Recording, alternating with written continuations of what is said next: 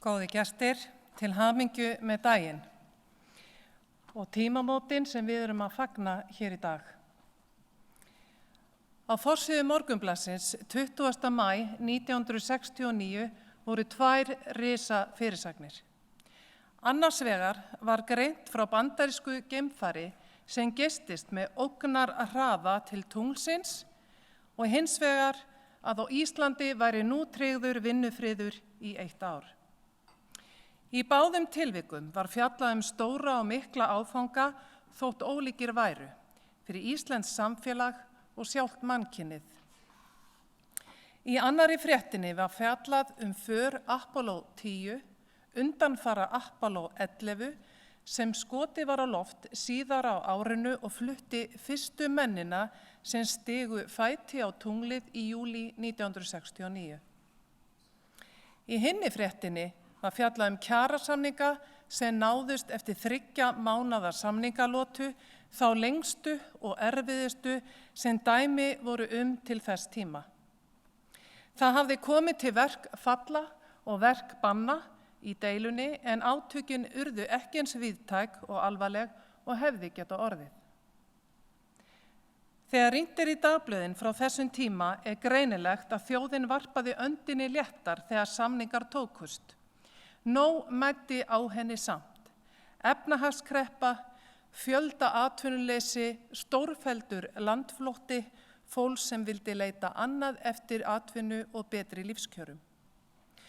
Ummæli manna sem stóðu að kjarasamningunni sýna að þeir gerðu sig grein fyrir því að samningsákvæðið skylduaðild að lífeyrissjóðum markaði tímamót. Bjarni Björnsson frá Félagi íslenskra iðnrekenda talaði að lífeyrissjóðaákvæðið væri mjög merkilegt. Hannibal Valdimarsson, forseti Alþýðusambands Íslands, sagði að stofnun lífeyrissjóða myndi óefað þykja merkasti þáttur þessara kjarasamninga.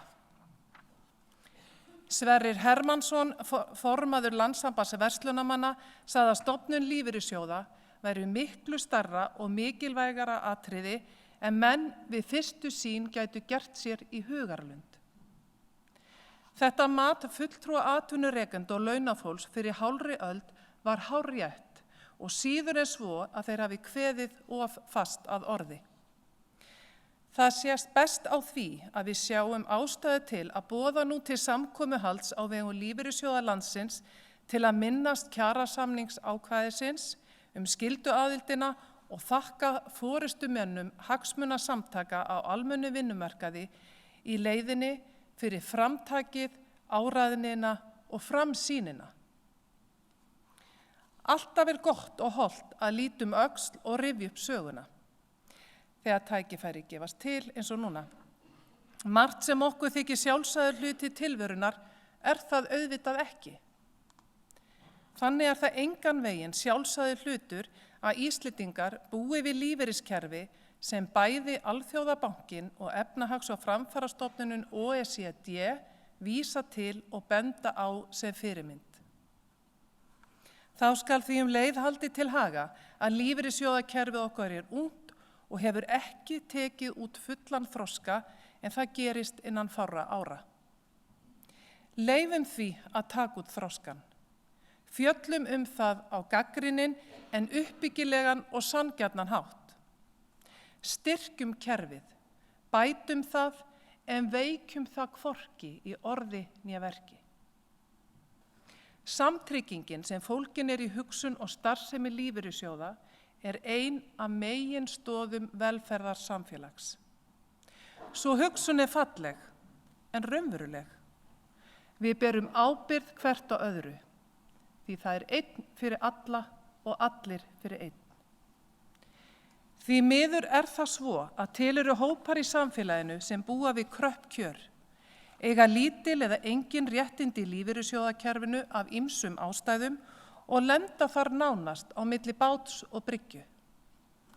Við slíkt ekki hægt að una og þá horft til lífeyriskerfisins í heild sinni til að bregðast við og bæta úr svo sem flestir megi una þokkalega við sinn hag. Góði gestir, oft kemur fyrir að menn grípi til þess að nota hugtakið bákn lífeyrissjóðakerfið okkar.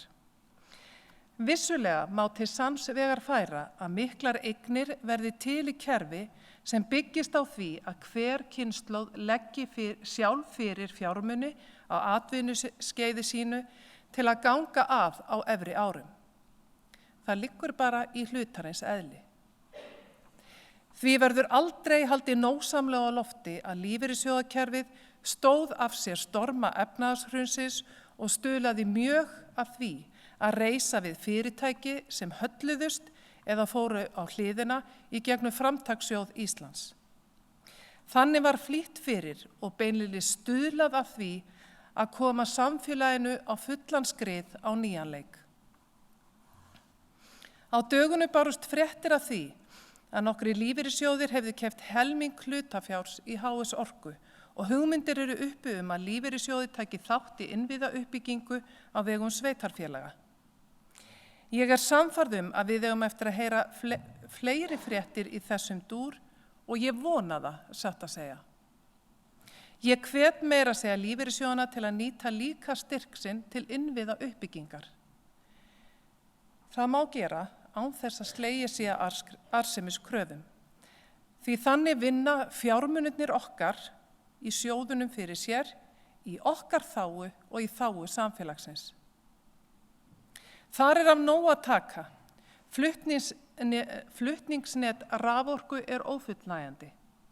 Reyndar svo að loðnubræðslur í tilteknum landshlutum þurfa að nota olíu til að framleiða raforku þegar notkunin umfram það sem kerfið getur fært þeim. Þetta gerist í landi grænu orkunar með tilheyrandi áhrifum á umhverfið.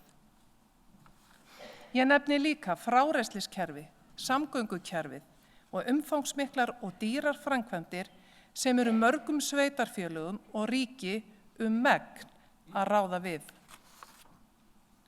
Metin viðhaldsþörf innviða á næstu árum margfalt fjárfrekari en það kostar að til dæmis reisa hátæknisjúkrahús. Ég sé jafnvel fyrir mér að lífeyrissjóði geti eignast hlut í Landsvirkjun. Og svo má nefna í tilefni af því að við erum hingað komin bæði til að líta öxl og horfa fram á veginn. Höldum þó endilega til haga þætti lífeyrissjóðana í því að Hvalfjarðargöngin urðu til á sínum tíma.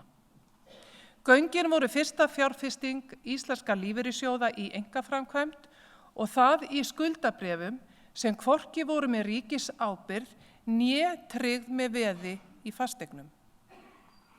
Hrafn Magnússon, þáverandi framkvæmdastjóri Sambands almennra lífeyrissjóða og Þorgeir Eyjólfsson, formaður Landssambands lífeyrissjóða, beittu sér mjög fyrir því að lífeyrissjóðir keyptu skuldabréf að speli, félaginu sem stofnað var framkvæmdina og tækju þátt í að fjármagna göngin til langs tíma. Það gekk eftir og aðstandendur Spalar sögðu síðar að ákvörðun lífeyrissjóðana hefði í raun skipt sköpum og haft mjög jákvæð áhrif á erlenda fjárfesta sem höfðu verið tvístígandi að koma að verkefninu. En svo tókst að lokum að púsla saman fjármögnunarpakkanum og framkvæmdir við þetta mikla samgöngumannvirki hófust. Vegagerðin tók við göngunum á síðasta ári og svo vill til að á morgun liggur fyrir loka aðalfundi Spalar tillaga að Vegagerðin yfirtaki félagið. Þar með lýkur merkilegri sögu sem lífeyrissjóðir eiga hlut í og eiga að vera stoltir af. Margt sagt og skrifað lífeyrissjóðina og lífeyrissjóðakerfið í heild sinni. Ég held að ekki sé með neinni sanngirni hægt að halda öðru fram en að Íslendingar hafi verið skynsamir og sýnt fyrirhyggju í því að standa að málum eins og raun ber vitni. Hver sinnar gæfu smiður? Þeir sem sömdu skyldu aðild að lífeyrissjóðum fyrir hálfri öld eiga þakkir skildar, því þeir voru okkar gæfu smiðir.